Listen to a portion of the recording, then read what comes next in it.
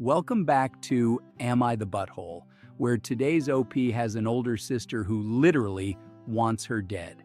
Am I the butthole for refusing to spend Christmas at home if my sister is released from her eating disorder clinic for the holidays? My 18-year-old sister has been in an inpatient facility for her eating disorder since September. This is her third or fourth stint in a clinic. She has been battling this illness for 7 years, and while I know it has been hell for her, it has also been a nightmare for the rest of us. Ever since she got sick, she has turned into a monster towards me. I'm 16.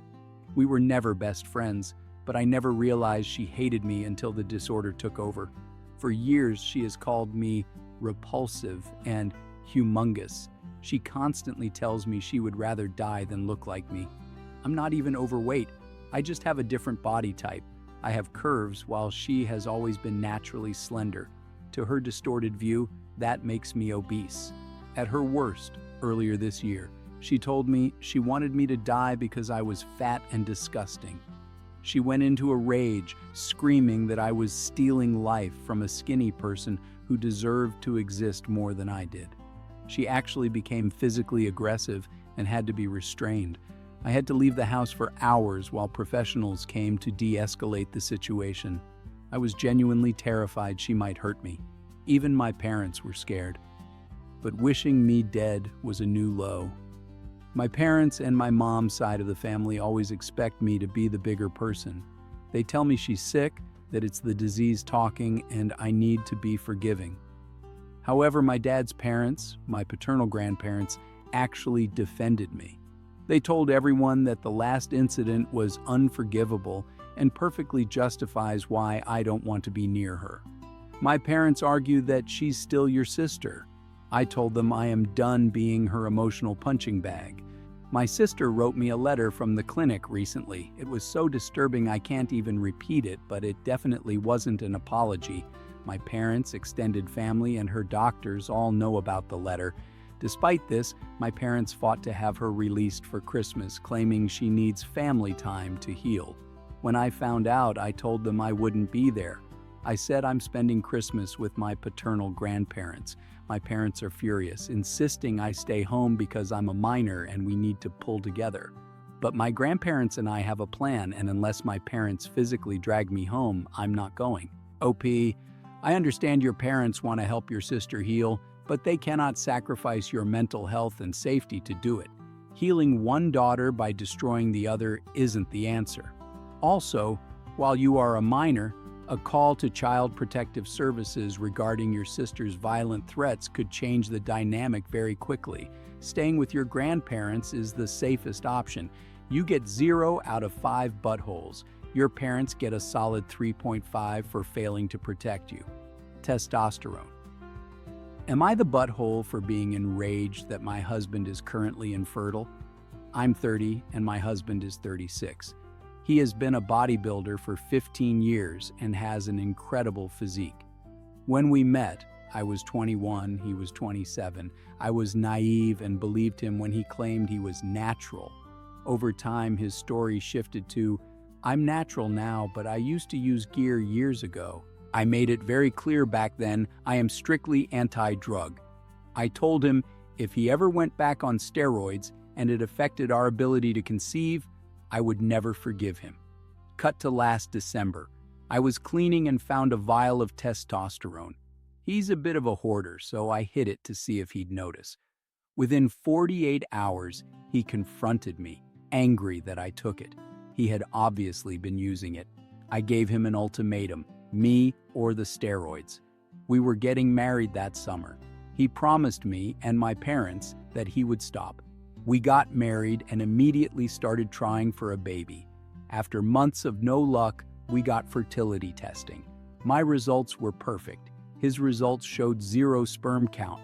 The doctor asked if he was taking testosterone. My husband lied and said, not for 12 months. The doctor explained that sperm count should recover in 3-4 months, so this was concerning. After the appointment, I pressed him. Was 12 months really the last time?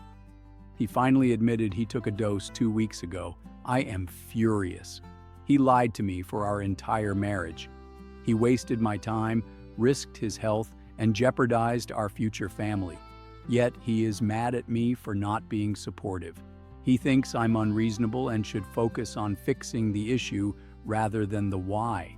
He claims that since I knew his history, I should just accept this. He is gaslighting me into doubting my anger. Am I the butthole?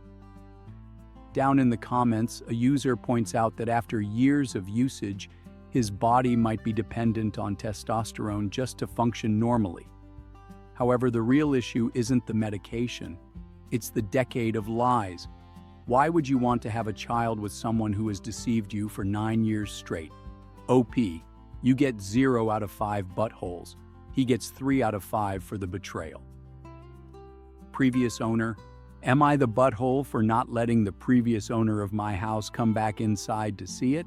I, 25F, live with my parents in a house we bought in 2020. The original owners were a close-knit family, a carpenter, his wife, and their daughter.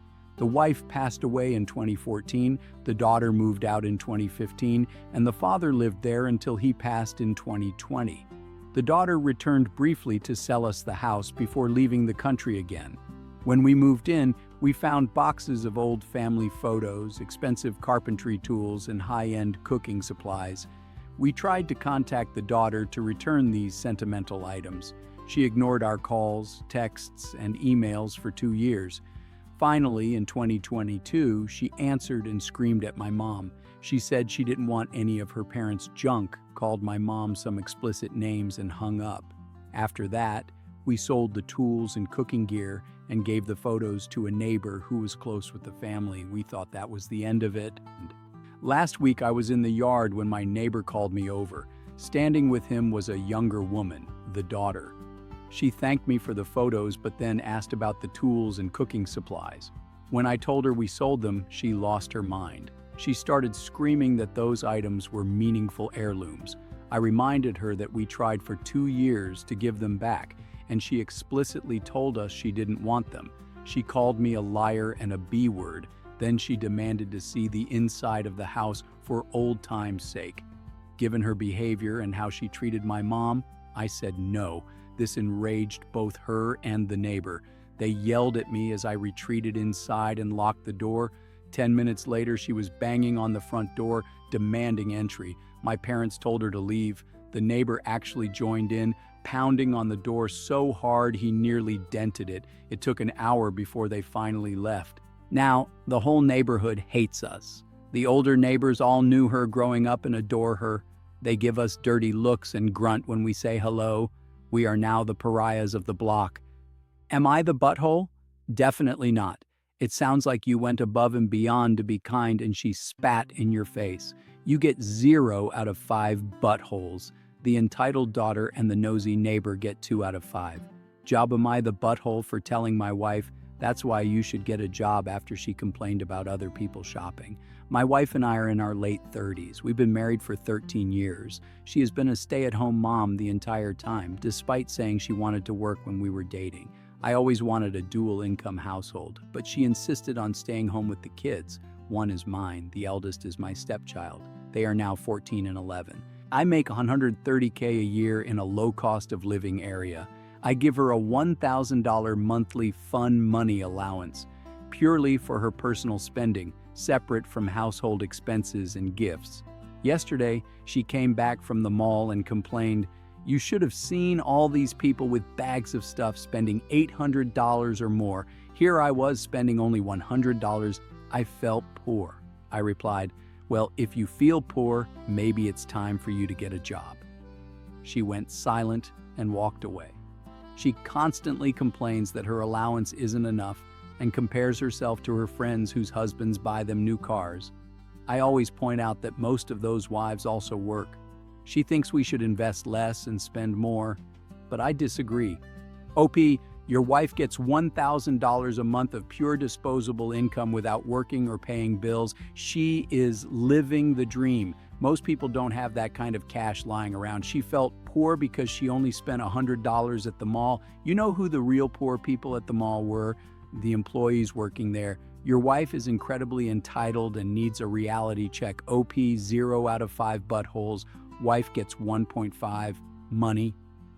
Am I the butthole for refusing to contribute to a workplace fund until I see where the money goes? I'm 24 and I just started my first full-time job. My department has an optional social fund for birthday treats and team lunches. My coworker Liam manages it and everyone sends him cash directly. I joined initially, but last month I asked Liam for a breakdown of expenses. I'm trying to be responsible with my budget and track every dollar. He said, "I'll get it to you later," but never did. A few days later, he reminded me my contribution was due. I politely asked for the breakdown again. No reply. He answered other messages in the group chat, but ignored mine. Last week, he came to my desk and pressured me for the money. I said I'd be happy to pay once I saw the expense list. His demeanor changed instantly. He sighed and said, "Nobody else asks for this. You're making it weird." I told him it wasn't personal, just for my own records. He walked away mid-sentence. Now coworkers are hinting that I'm being stingy and difficult. I'm starting to feel guilty, but is asking for transparency really that unreasonable? Of course Liam got mad. You're exposing his scam. Why else would he be so defensive about a simple spreadsheet? He is pocketing that cash. OP, stick to your guns. You get 0 out of 5 buttholes. Liam gets 3-5 for being shady. That was AR/AmItheButthole. If you enjoyed this, check out my podcast for the audio version. Don't forget to subscribe for new Reddit stories every single day.